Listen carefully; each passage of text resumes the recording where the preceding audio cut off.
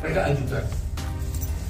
Di mana pada jam yang sama, pada tanggal 27 Agustus 2016, sesungguhnya mereka adalah tidur di rumahnya Pak Lurah, Pak RT, Pak Parsen namanya, di rumah anaknya, ya, di rumah anaknya Pak RT.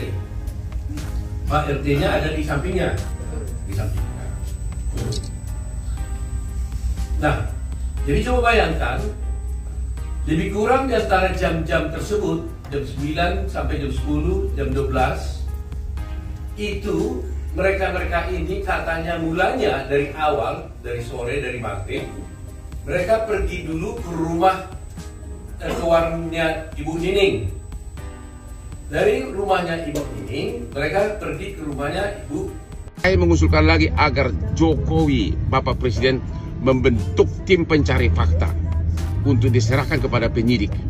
Sebaiknya kepenyidikannya ditunda dulu, tim pencari fakta independen dari para profesor universitas untuk membongkar kejadian 2016 sampai sekarang. Baru sesudah itu diserahkan ke penyidik. Karena kalau proses penyidikan berlangsung sekarang, paling-paling hanya Peggy yang jadi divonis, case close. Jadi mulutmu jaga. Dua nama DPO dihilangkan dalam kasus Vina Cirebon disorot. Sebelum kita mulai, silakan klik tombol subscribe terlebih dahulu agar tidak ketinggalan info menarik lainnya. Ketua Umum Perhimpunan Advokat Indonesia atau PERADI, Otto Hasibuan, menyoroti tindakan kepolisian menghapus nama daftar pencarian orang atau DPO dalam kasus pembunuhan Vina Cirebon. Dua DPO itu antara lain adalah Andi dan Dani. Dua nama itu hilang setelah Peggy Setiawan ditangkap adalah sebuah kejanggalan. Sebab dua nama tersebut diketahui memiliki perannya masing-masing dalam kasus Vina Cirebon. Itu dalam dakwaan disebutkan bahwa Dani dan Andi inilah yang membawa korban Vina dan Eki ke flyover dengan naik sepeda motor di Apit katanya. Kata Otto dalam konferensi pers di kantor PERADI Jakarta Timur, Senin 10 Juni 2024. Mungkin dibonceng ke flyover sehingga terkesan matinya itu gara-gara kecelakaan, sambungnya. Dia menjelaskan, berdasarkan isi dakwaan jaksa hingga putusan hakim, nama Andi dan Dani jelas berperan dalam kasus tersebut. Oleh sebab itu, jika tiba-tiba polisi menyatakan dua nama itu adalah fiktif, maka seluruh cerita pembunuhan Vina juga kemungkinan fiktif. Pertanyaannya, siapa yang membawa Vina dan Eki ini ke flyover? Apa bisa mereka itu jalan lagi walau sudah mati? Siapa yang bawa? Ini aneh cerita ini. Jadi artinya isi dakwaan itu fiktif dong, karena Dani dan Andi sesungguhnya tidak ada. Padahal di dakwaan di situ ada, pungkasnya. Sebagaimana diketahui sebelumnya, Vina Cirebon tewas dibunuh oleh komplotan geng motor bersama kekasihnya yang bernama Muhammad Rizky Rudiana atau Eki pada 27 Agustus 2016 silam.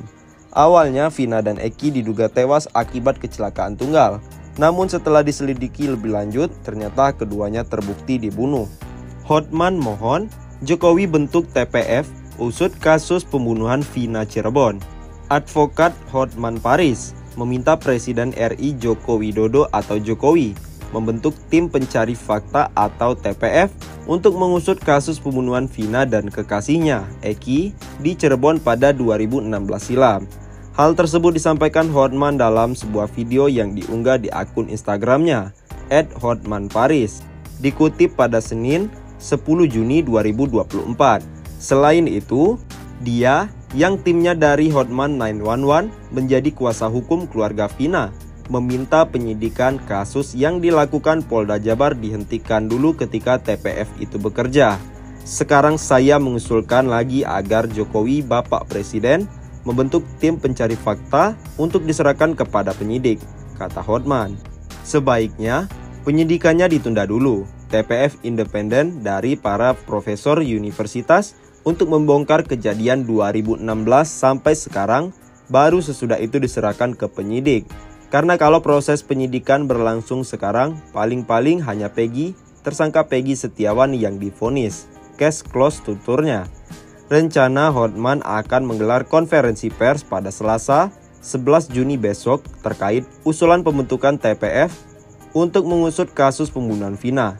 Kasus pembunuhan Vina dan Eki di Cirebon memasuki babak baru setelah Polda Jawa Barat menangkap Peggy Setiawan alias Peron alias Robi Irawan setelah buron 8 tahun. Peggy Setiawan alias Peron diyakini menjadi salah satu pelaku utama dalam kasus ini. Namun Peggy membantah terlibat dalam pembunuhan Vina.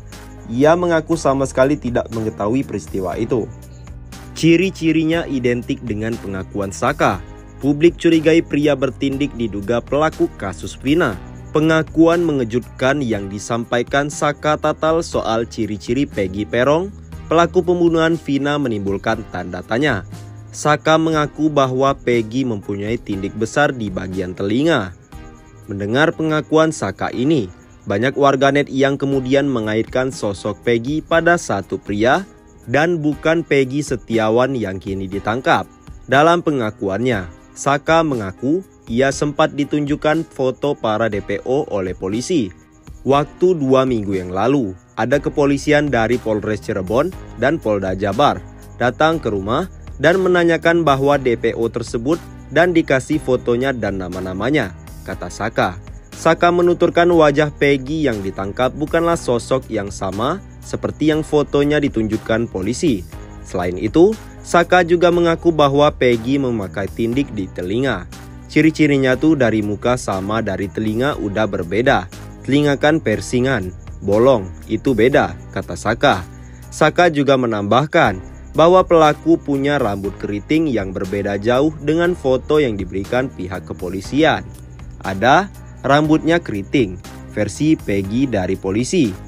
Tapi Peggy yang sekarang beda jauh sama dengan foto yang diberikan oleh pihak kepolisian, jelas Saka.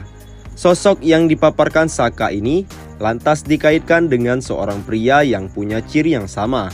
Pria yang belum diketahui identitasnya itu terlihat berambut keriting dan mempunyai tindik besar di bagian telinga.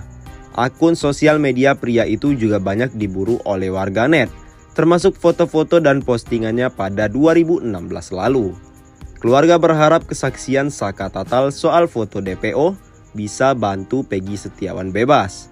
Keluarga Peggy Setiawan, tersangka kasus pembunuhan Vina dan Eki, menilai pernyataan Saka Tatal bisa semakin menguatkan upaya mereka untuk membebaskan Peggy Setiawan dari tuduhan tersebut.